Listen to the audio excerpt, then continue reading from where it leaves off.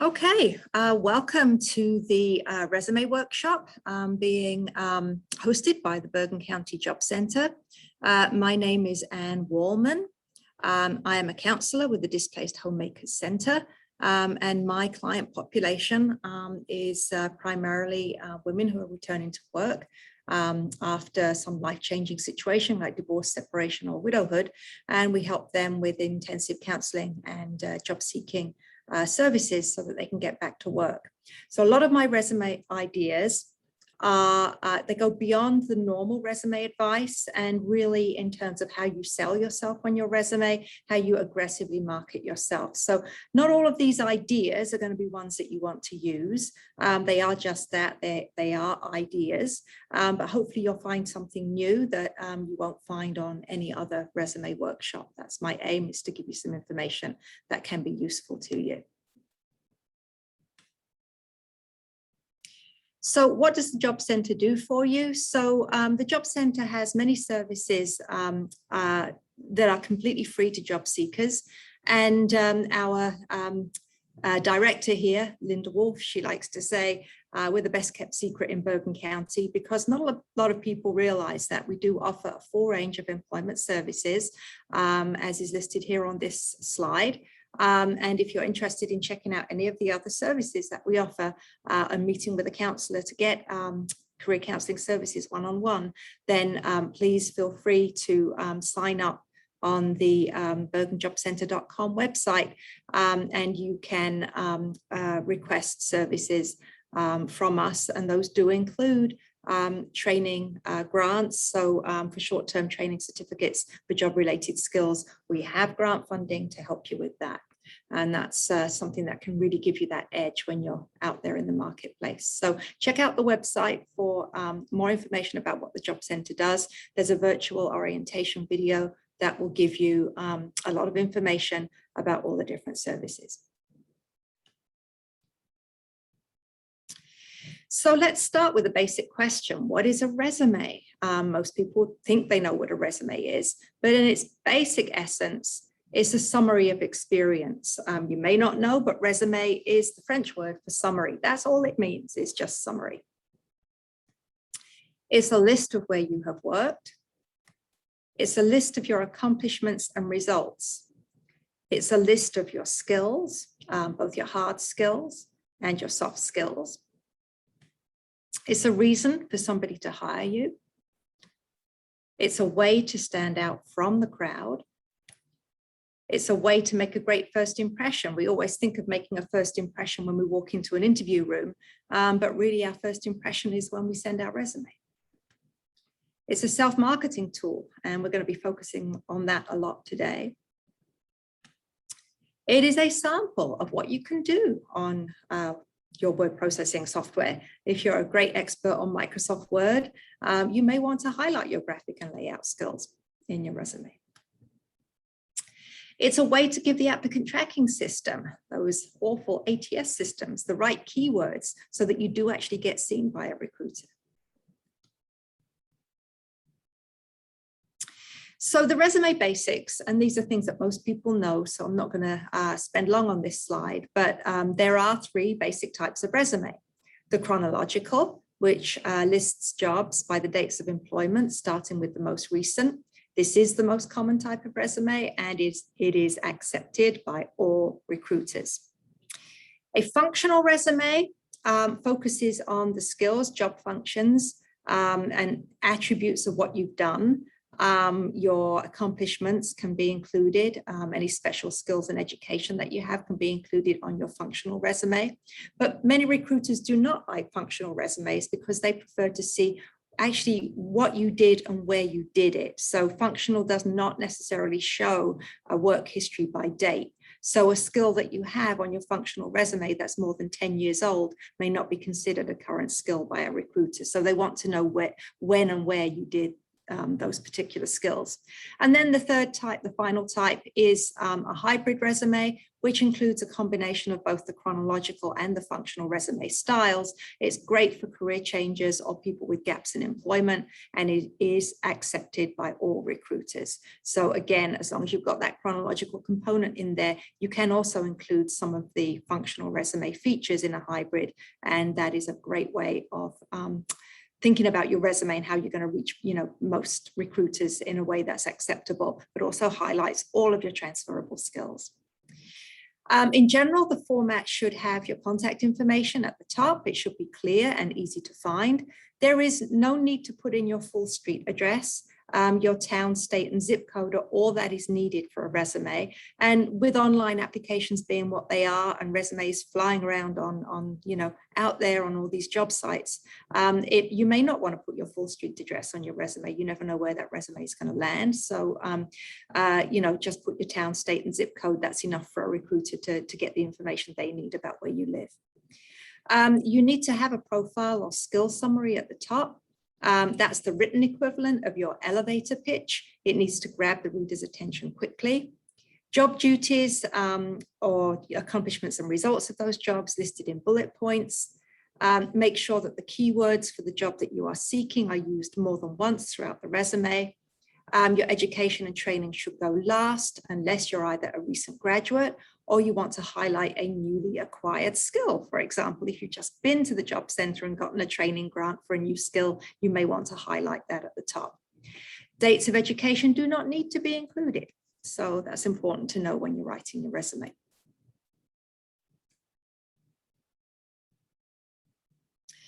So here are some actual samples of the different types of resumes. So on the left, we have a functional resume, which lists what somebody does, but not where they did it or how long they've done it for. And then the resume on the right is a hybrid resume. So you can see it has some of those same functional resume components. It has that profile at the top, which contains those key qualities, those key skills that they want to highlight. But then under that, under professional experience, is the chronological part of the resume as well. So as you can see, those are the two different types. You can see why a recruiter might prefer to see the one on the right that has the actual dates of employment and where they worked. That's usually more important for the recruiter. So in terms of content on your resume, with your summary of experience, keep it short. Keep one page is ideal. If you can make it to one page, that's great. In my experience, and I was in recruitment for almost 30 years before I became a career counselor, my experience was that there are a small percentage, maybe only about 10% of recruiters that are out there that will not even look at a resume that's more than one page. And given that, although they're a minority, given that they are there, I would say keep it to one page if you possibly can, because, if we can please 100% of recruiters, let's please 100% of them and not just 90% of them. Add a short summary paragraph at the top. This is, as I said before, your elevator pitch that will grab the reader's attention within 6 seconds, and I'll come back to that later. Remove your unnecessary information such as street address and dates of graduation. And try and list your achievements, not your job duties. So think about the accomplishments that you had at each job, what it was that you were able to do in those jobs that made you successful at that job, rather than just a list of, basic job duties, which is just a laundry list of the job description. That's not what they're looking for. They want to see how you were effective in the job. Recruiters do not consider experience older than 10 years as relevant. So again, if you're thinking about keeping your resume short, you don't have to go back more than 10 years. Most recruiters do not like a functional resume, and that's something that I mentioned before. So list your jobs in chronological order with bullet points describing key achievements, and make it easy for someone to read quickly. So when you're writing a resume, think about the reader. A busy recruiter may have to read hundreds of resumes every day. So make yours easy to read, make it easy for them to see what you do and how good you are at doing it.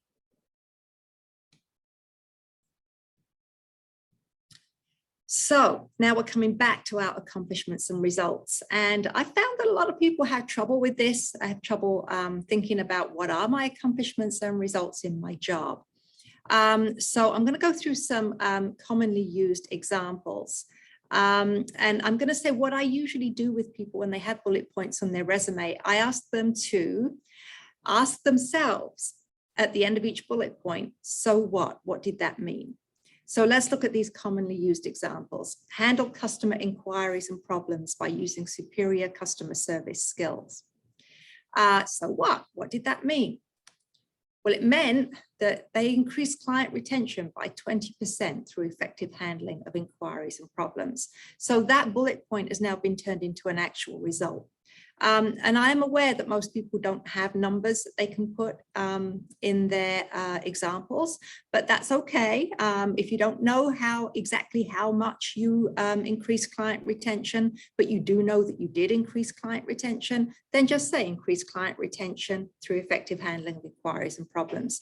If you do have a number, put it in, because recruiters love to see numerical results. Here's example 2, produce correspondence using Microsoft Word mail merge functions. So what?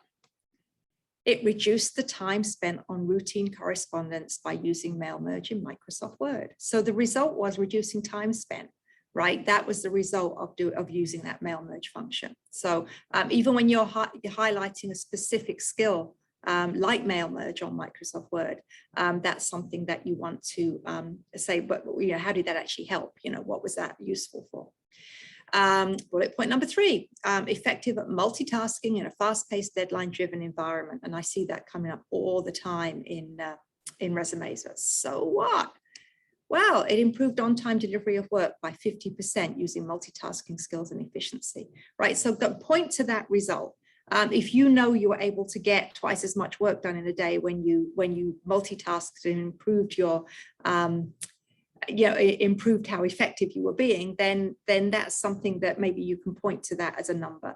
You may, as I said before, you may not have a number, but maybe you can have a guesstimate, or just say that you improved on-time delivery of work. And then finally, supervised staff and distributed work. It's pretty bland on its own. So what? Well, again, eliminated inefficiencies by managing the workload distribution for 10 staff. And these are the kinds of numbers that you can put in quite easily. You usually know the size of the department that you worked for. So, if you were assisting 5 people, you can put that number in here. As I said before, recruiters love to see numbers. It's like one of the things they really like on a resume.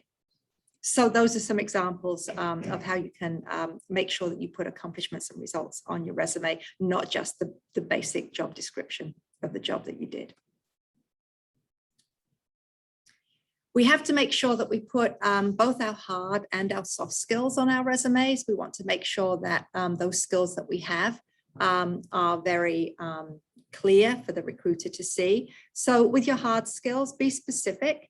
If you use all the Microsoft Office softwares, don't just say Microsoft Office.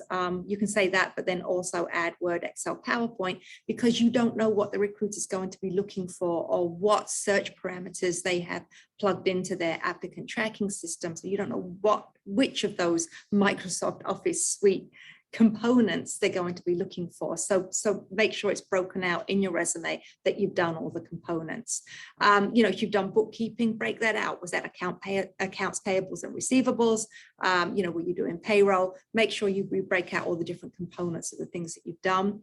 Showcase your specific experience. So, if you were working in Excel and you knew how to do pivot tables, you want to pull out those advanced features that maybe you do mail merge, maybe you're a social media expert. Showcase those expertise things that you can bring out in your resume. And if you're putting in extra qualifications that you have, such as, for example, somebody that's been working in project management might have a 6 Sigma black belt certification. How did that help the employer, right? What was that used for? Because sometimes the qualification on its own is not really telling the employer what you did with it. How did it help? Your soft skills, these are things that still need to be results oriented, even though they are skills that you don't often think of as being results oriented. So, you have these warm and fuzzy customer service skills. How did those skills help your employer? Did they help to increase client retention? Did it lead to successful resolution of problems? So make sure that you're actually pointing out not just those soft skills, but also how they helped your prior employers. Your soft skills are highly transferable, so do not underplay them. They're the things that you can take from industry to industry, from job to job, right? They're part of your personality. They make you unique. You can learn a new software, but you cannot learn to be a new you, right? So that's kind of some of these skills are very good that you bring those out in your resume as well. They're the ways that you're kind of differentiating yourself from other candidates because of all those soft skills that you have.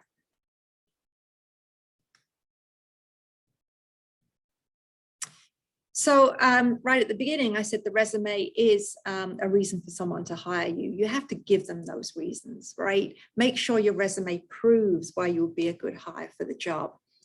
Do stick to the essential job requirements. So if you've got experience in banking, but you're applying for a job in a different industry, you don't need to showcase your expertise in banking services and products.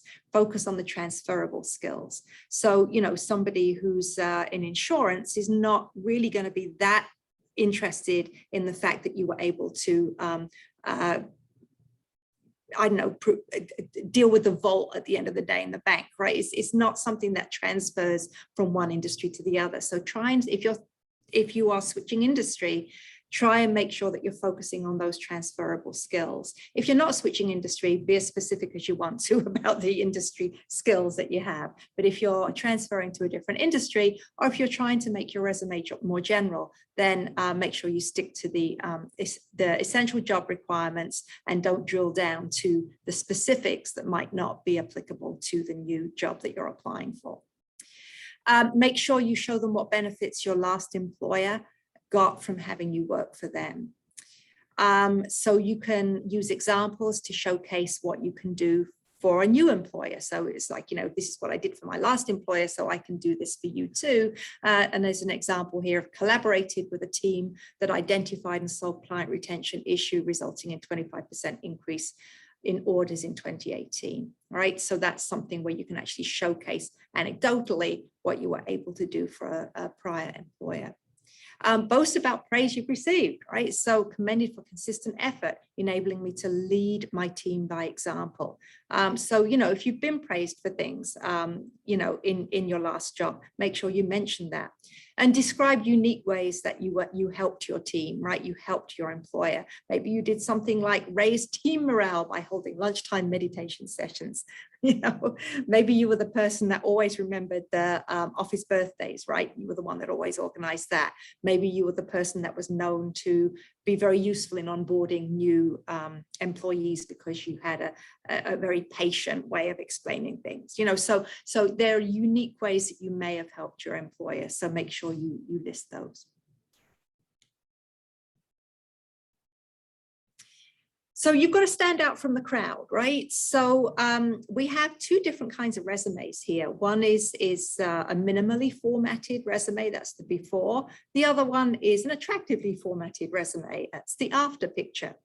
And I'm gonna, with one, you know, word of warning here, applicant tracking systems do not take well to the format that's on the right.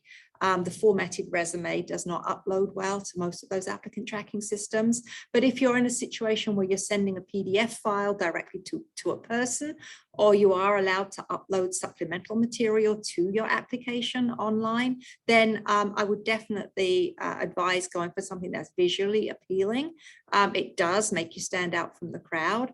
The resume on the left is definitely one that you should have something in a format that's similar to that will be easily readable when you upload it to an applicant tracking system, but always have that formatted one there as well. It is going to maybe make you a little bit more attractive because you look more attractive on paper, right, than another candidate. And it is very true that most recruiters in most companies are on the young side, right? So the people that are working on the recruitment end of human resources tend to be the more junior people in the office, and they're going to respond well to a resume that looks formatted. That's the way they do their resumes. So that's something that will help you to stand out from the crowd.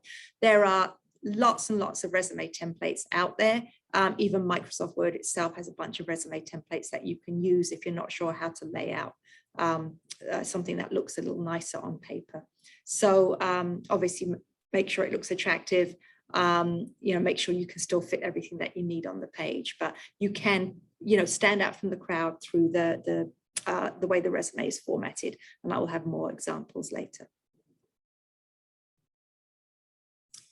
So infographics are something that are becoming more commonly used on resumes. Again, not for every resume. I'm just throwing out the ideas that are out there right now.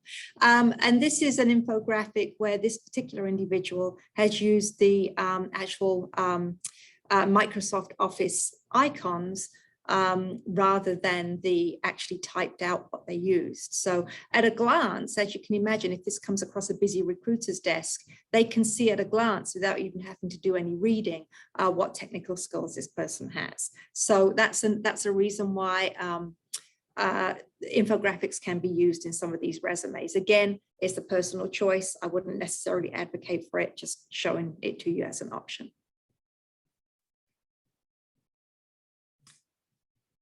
And why are we looking at resumes in this way? Because we're really looking at marketing tools, right? Job seeking is competitive. It is increasingly a self-marketing exercise. Increasingly, we're competing with a lot of other people out there. So how do we make ourselves more competitive? Well, let's look at the ways companies market themselves and see if we have similar tools to market ourselves.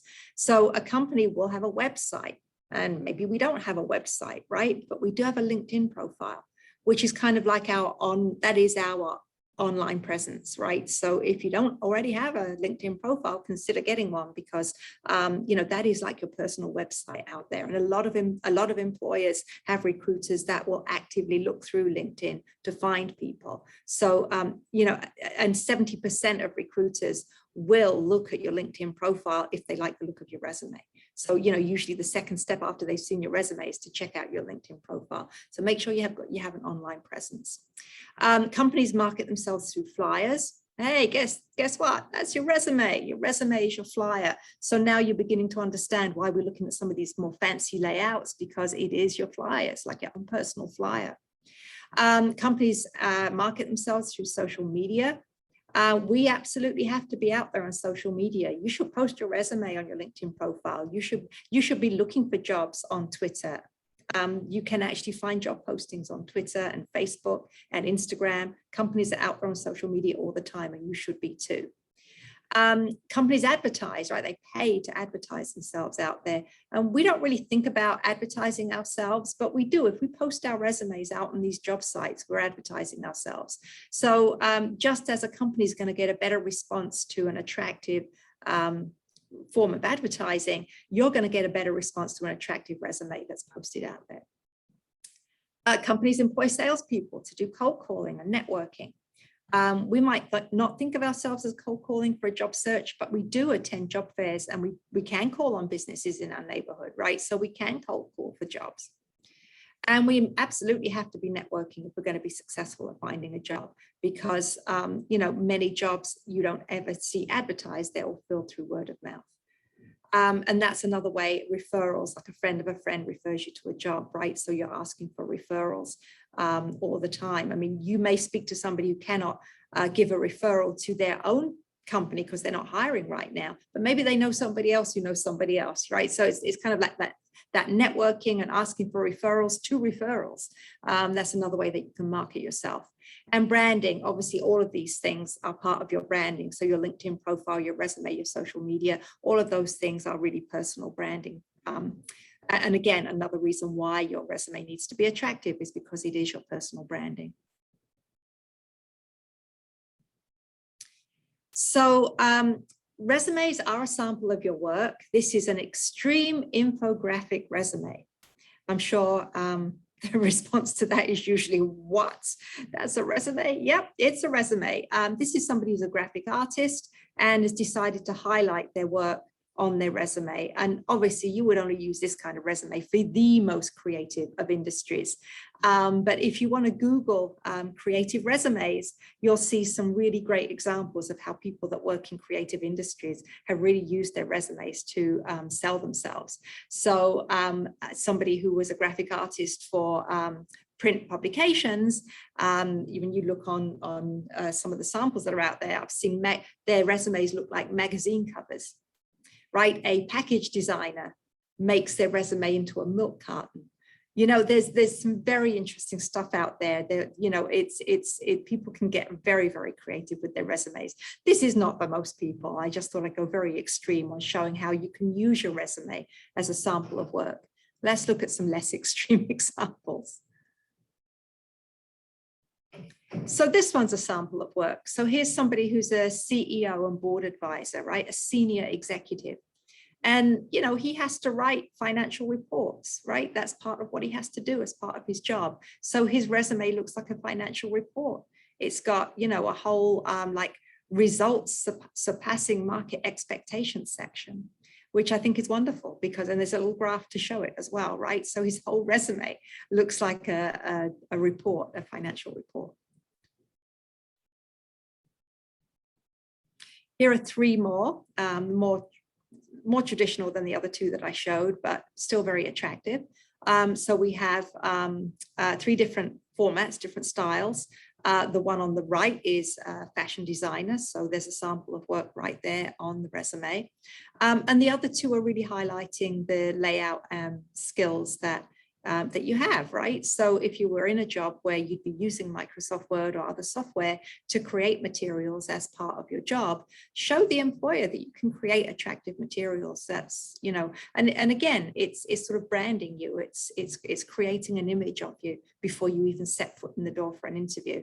That's something that, you know, you can really give yourself a boost by having an attractive resume. I have had clients of mine track their resume results once they've reformatted their resumes and got them into more attractive formats. And there is a definite uptick in response to resumes once they're formatted in an attractive way.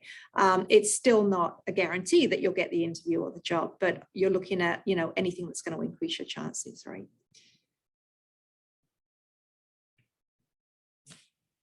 Putting testimonials on resumes, this is important when anybody is selling anything, right? So we, you know, if we're hiring a plumber, we're first of all going to ask our friends, do you know a good plumber, right? We're not going to, that's our first go-to. We want to have somebody who's been used by someone we know who can say, yeah, they did a great job and they didn't charge too much, right? So businesses are always looking for ways to have people give testimonials about the kind of job that they do. Your resume should be no different, right? So you can put a short excerpt from a reference letter on your resume, just needs to be a sentence or two.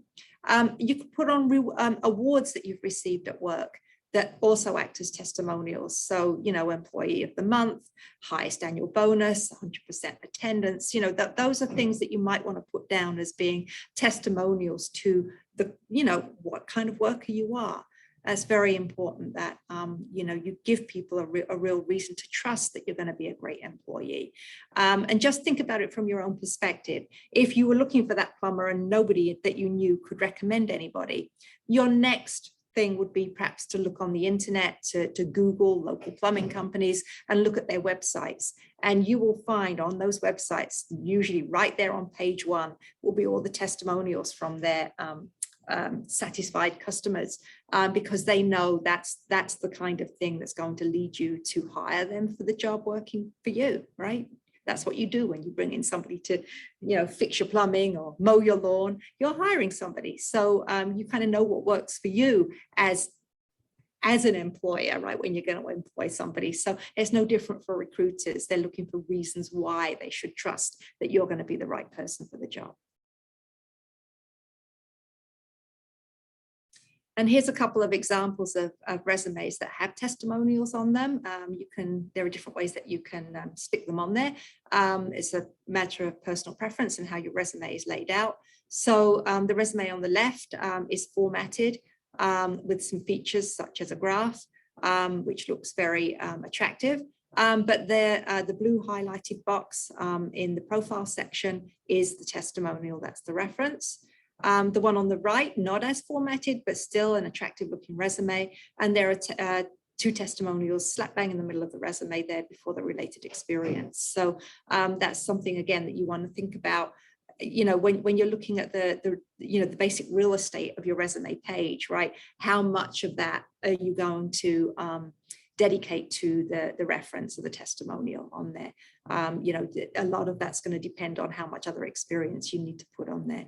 But definitely put those testimonials on there so that a potential employer can see that you're going to be a great person to hire. So I'm giving you these resources now so that this can help you a lot with your resume formatting. So Microsoft Word, as I mentioned before, has numerous templates built into it.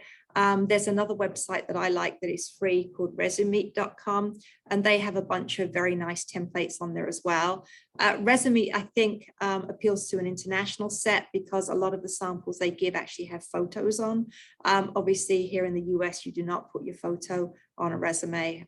That would not work well here because human resources departments are not allowed to keep your photograph, any picture of you with your application. So, you know, you don't want a picture on a resume for sure.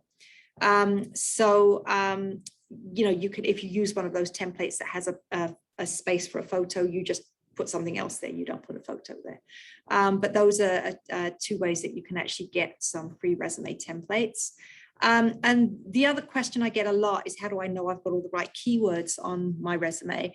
Well, these three keyword scan sites can help you with that. You upload your resume and then you upload the job that you're applying to, and it will scan your resume using the same algorithms that the applicant tracking systems use, and it will give you a score at the end to let you know how closely your resume matched the job description. And it will tell you which words were missing as well, which keywords were missing, so you can add those in.